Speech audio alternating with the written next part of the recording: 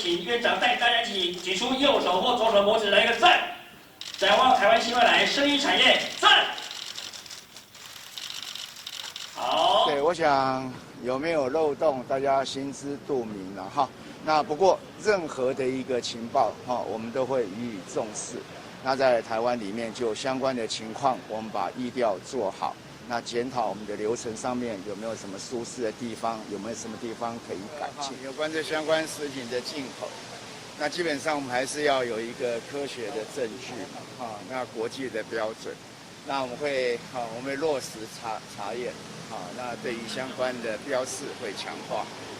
那至于说所谓的国际地位说，当然是有一个前景跟展望，那我想是应该是建立了哈，那但是呢？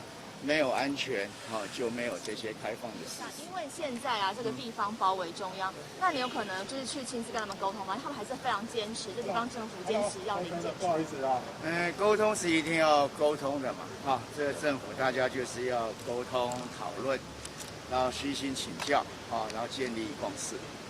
不过现在国民党认为是说，你是什么时候才知道说这个美猪跟美牛要进口？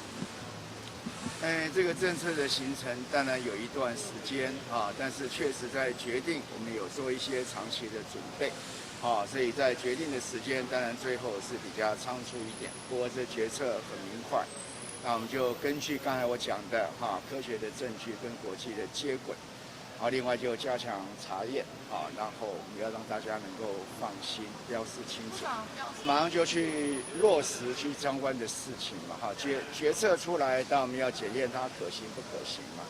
那整个的相关的一些流程都要按部就班来做。那做完之后就可以进行相关的。标示清楚这部分，肉的部分好像没什么问题，在加工品的部分要怎么样来标示？那个泡面有一些可能是有猪肉的那它写美猪肉。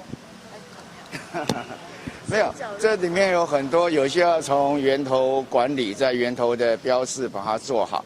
所以我说这事情很难用单一的说明跟大家讲清楚。我们当然要标示清楚，所以我也跟食药署这边讨论，建议他们，就陆陆续续对大家所关心的一些情况，那做一些示范区，让大家一起来看，这样能不能看得清楚？那有什么问题？大家逐步可以来改善。